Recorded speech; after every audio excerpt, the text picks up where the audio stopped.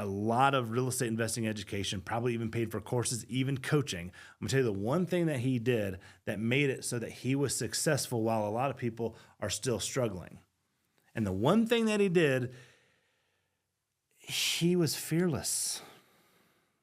I know that sounds odd, but he was fearless. He's a confident 18-year-old kid who, good looking. We'll probably have him on the podcast to talk about this deal, so I can kind of see what he has to say from his perspective. But he's a good looking kid. He's an athletic kid. He's a respectful kid. If you know him, he's just. And of course, I'm a proud dad, so I am a little bit biased. But he has gone through adversity, right? I've lost 2 babies. One when they were 3 months old, one when they were 3 hours old. Well, he's lost the same kids. They were brothers and sisters. He's gone through family issues, right? Grandparents and divorce situations and all that kind of stuff. He's gone to sports and not had the outcome that he wanted to. So he's seen adversity. He's also seen success.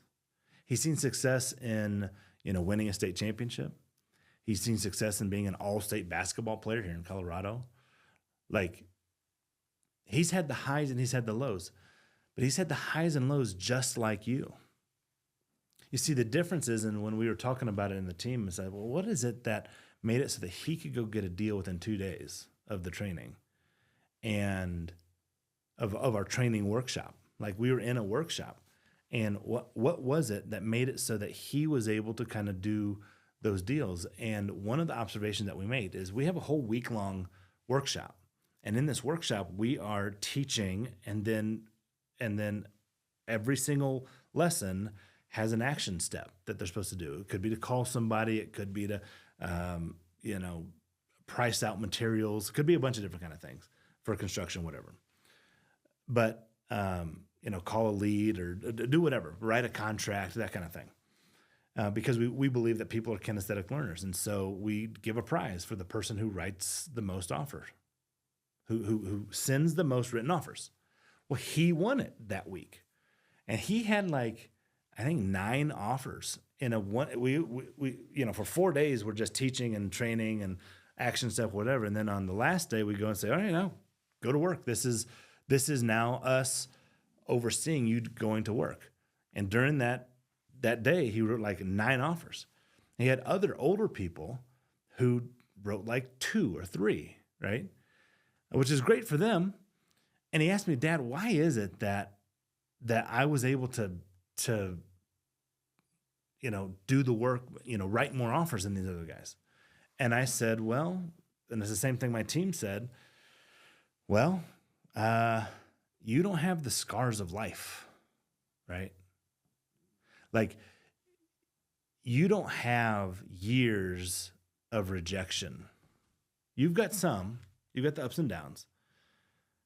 But in some other people's mind, the idea of calling up a complete stranger, following our acquisition outline, and then writing an offer to buy that house for pennies on the dollar, some can't do it. Some are so concerned with rejection that they just don't even try. He's not concerned with rejection.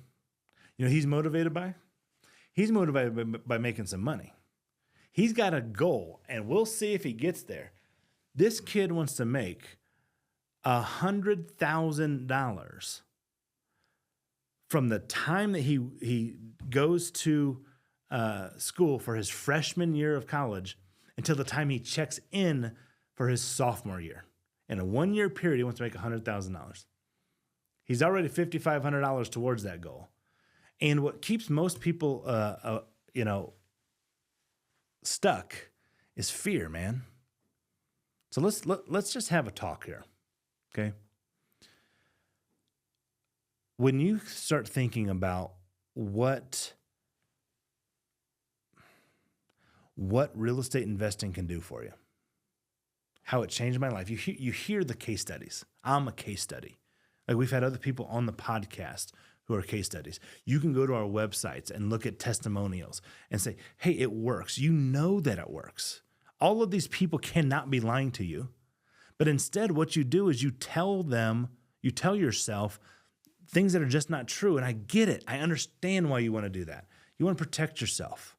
You would much rather call everybody else a scammer, a fraud, all that kind of stuff. I read the comments. I see what you say about me. I have never spent money on education and been disappointed. Now, I don't do education anymore. I don't do coaching anymore. Like those days are gone. I do train my business partners, right? I do workshop with them. I do support them because I want to participate in a long-term relationship with people who are being successful off the back of my investment system. That's the big deal.